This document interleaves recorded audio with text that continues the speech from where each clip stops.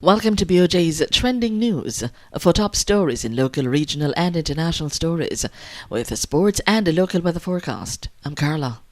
Coming up in our local news.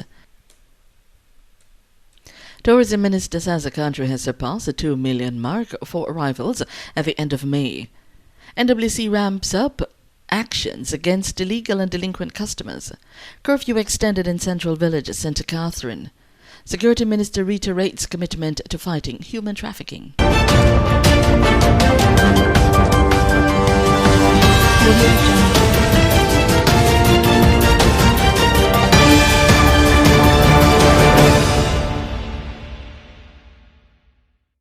Now the details. Minister of National Security Dr. Horace Jang has reiterated the government's commitment to support and implement strategies that will tackle human trafficking. The minister made the reassurance at the launch of the Human Trafficking Survivors Handbook and e-learning platform at the AC Marriott Hotel in Kingston. In addressing the participants, Mr. Chang says, under my stewardship, there will be renewed energies funneled into combating the scourge of human trafficking. The minister noted that Jamaica is currently reported as a hub for human trafficking and has a Tier 2 ranking in the fight against trafficking in persons tip by the U.S. Department of State. The minister added that a holistic and comprehensive response to human trafficking must not only be guided by the U.S. State Department's report, but also by the recommendation of the Office of National Repertoire and Trafficking in Persons to enhance the country's anti-human trafficking profile. Tourism Minister Edmund Bartlett reported that Jamaica surpassed the 2 million mark at the end of May, making it the first time the country has welcomed that many visitors before the halfway mark in its calendar year. According to Minister Bartlett, this has resulted in earnings of close to $1.7 billion US. He further stated that the scheme will benefit the nearly 350,000 full-time, part-time, self-employed and contract workers across the industry. This will benefit the craft vendors, jute drivers, the raft men and redcaps at the airport. The National Water Commission (NWC) is reporting that it is taking a zero-tolerance approach against persons who are classified as being delinquent or illegally using water and who fail to take up NWC's offer for settlement of outstanding balances on their accounts. Consequently, the water supply entity is now actively pursuing such persons via vigorous disconnections as well as with prosecutions and arrests. In May 2019, a total of 14 individuals were prosecuted for various offences related to the illegal use of water and are currently being processed to appear before the courts in order to answer to these charges.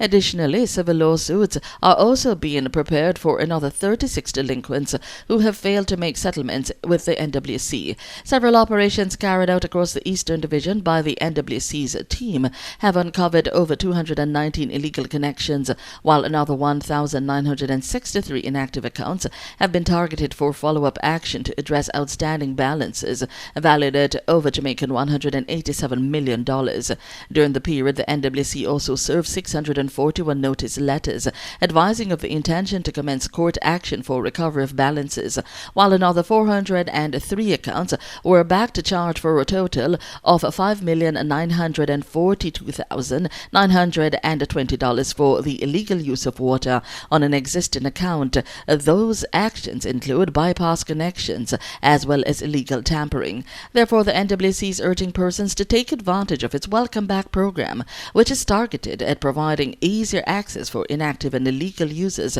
to have their supplies reconnected and become compliant customers.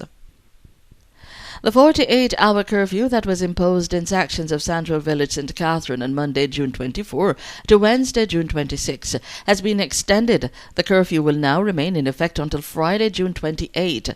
The boundaries of the curfew are as follows.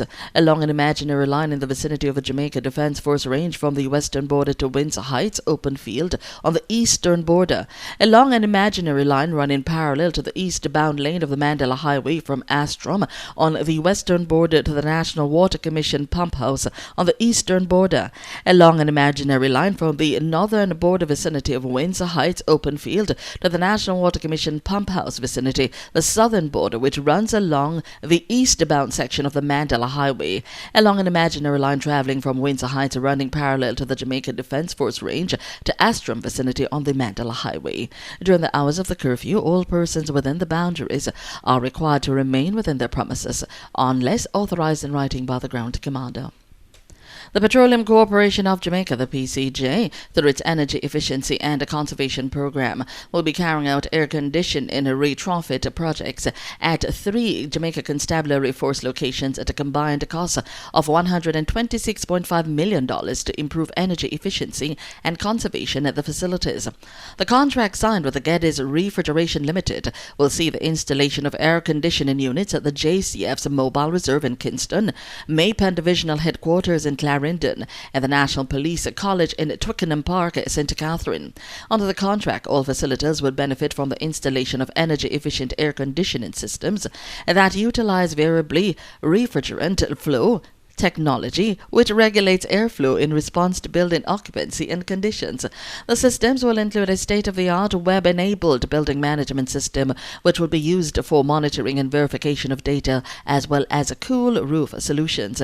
Additional repairs will be done to the building's envelope at the Maypen Divisional Headquarters.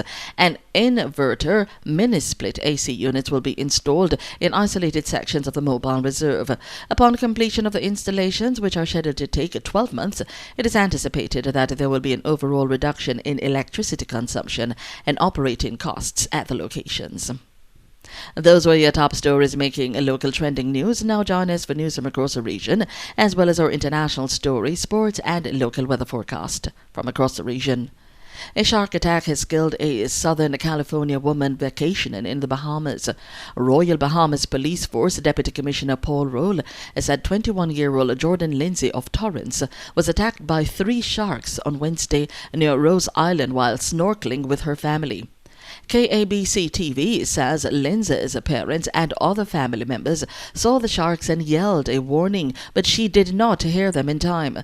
Officials say her arms, legs, and buttocks were bitten, and her right arm was severed. She was pronounced dead at hospital. The Bahamas Ministry of Tourism and Aviation issued a statement expressing its condolences and deepest sympathies to the family.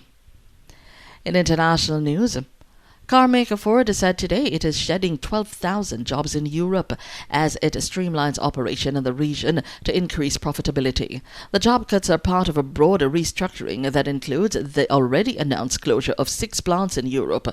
Ford is reducing its total number of plants in the region to 18 as it reorganizes its business into 3 divisions: commercial vehicles, passenger cars, and imports of Ford models such as the Mustang.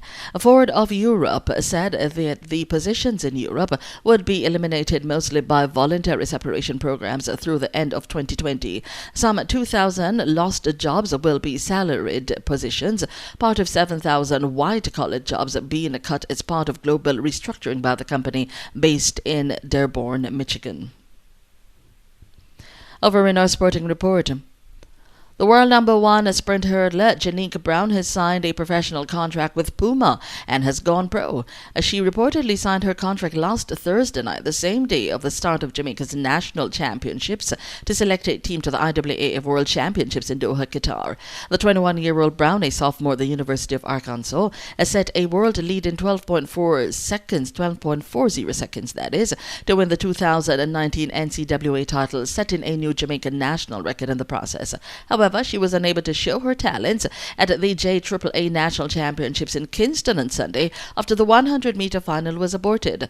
The former Wilmerian posted the news of her decision to join the professional ranks on Twitter on Wednesday evening. On our local weather forecast for this morning, insignificant feature, a tropical wave west of Jamaica. As the tropical wave continues to drift further west and away from the island, a high pressure ridge is expected to slowly build across the region, becoming the dominant feature by Friday evening. Expect windy conditions beginning tomorrow afternoon due to a low-level jet stream across the central Caribbean. The forecast for this morning will see mostly cloudy skies. During this afternoon, widely scattered showers and thunderstorms, mainly across central and western parishes. Tonight, partly cloudy cloudy. Maximum temperature expected for Kingston as well as Montego Bay today is 33 degrees Celsius. That was BOJTV's Trending News, your top local, regional and international stories, as well as sports report and weather forecast. Until next time, I'm Carlo. Thanks for watching. BOJTV.